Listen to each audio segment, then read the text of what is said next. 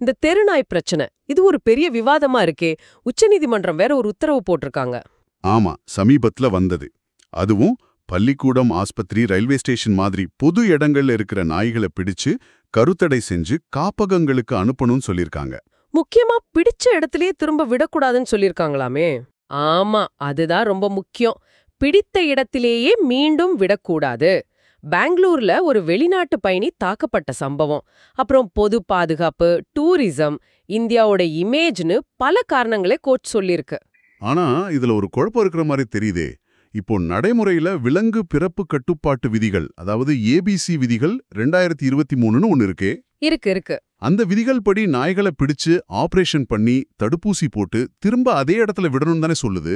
Correct. அந்த விதிகளே முன்னாடி உச்சநீதிமன்றம் கொடுத்த ஒரு தீர்ப்பின் அடிப்படையில தான் AWBI vs People for Elimination of Stray Troubles வந்தது. அந்த விதிகள் நாய்களை வேற இடத்துக்கு மாத்துறத தடை செய்யுது. CNVR பாலிசி தான் அது. CNVR அதாவது கேட்ச், நியூட்டர், வேக்சினேட், ரிட்டர்ன். பிடித்து கருத்தடை செய்து தடுப்பூசி போட்டு திரும்ப விடுதல். இத செய்ய வேண்டியது உள்ளாட்சி அமைப்புகள், அதுவும் AWBI அங்கீகாரம் பெற்ற அமைப்புகள் மூலமா தான். அப்போ ஒரு நிமிஷம். உச்சநீதிமன்றமே கொடுத்த வழிகாட்டுதல் படி வந்த விதிகளுக்கு எதிரா அதே உச்சநீதிமன்றம் இப்ப தீர்ப்பு சொல்லுதா? இது எப்படி? இதுதான் இப்ப இருக்கிற பெரிய கேள்வி. சட்ட ரீதியா ஒரு குழப்பம் இருக்கு.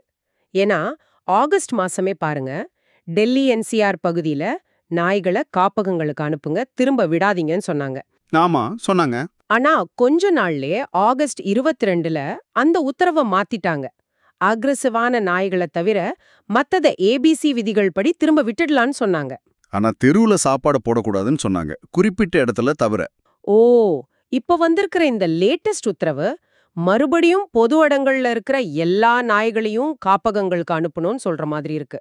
இது மறுபடியும் முதல் நிலைப்பாட்டுக்கு போற மாதிரி இருக்கு. இது நடைமுறையில எப்படி சாத்தியம்னு தெரியலையே. சரி, இந்த உத்தரவுல நாய் பத்தி மட்டும்தான் இருக்கா இல்ல வேற விஷயங்களும் இருக்கா? இல்ல, இதுல இன்னும் சில முக்கியமான வழிகாட்டுதல்களும் இருக்கு. மருத்துவமனைகள்ல ரேபிஸ் தடுப்பூசி, இம்யூனோகுளோபியுலின் இதெல்லாம் போதுமான அளவு கையிருப்புல வைக்கணும்னு. சரி. அப்புறம் ஸ்கூல், காலேஜ்ல விலங்குகள் கிட்ட எப்படி பழகணும், கடிச்சா என்ன செய்யணும்னு விழிப்புணர்வு ஏற்படுத்தணும். ஒவ்வொரு இடத்துலயும் ஒரு ஆபீசரை நியமிச்சு சுத்தமா வச்சுக்கிறதுக்கும் நாய்கள் உள்ள வராம தடுக்கவும் ஏற்பாடு செய்யணும். ஓகே. அப்புறம் வளாகங்களுக்கு வேலி, சுற்றுச்சுவர் கட்டணும். முக்கியமா ஹைவேஸ்ல மாடுகள் திரியறத தடுக்கணும்னு சொல்லியிருக்காங்க. இதுக்கு தனி ரோந்து படைகள், ஹெல்ப்லைன் நம்பர் எல்லாம் உருவாக்கணும்னு இருக்கு.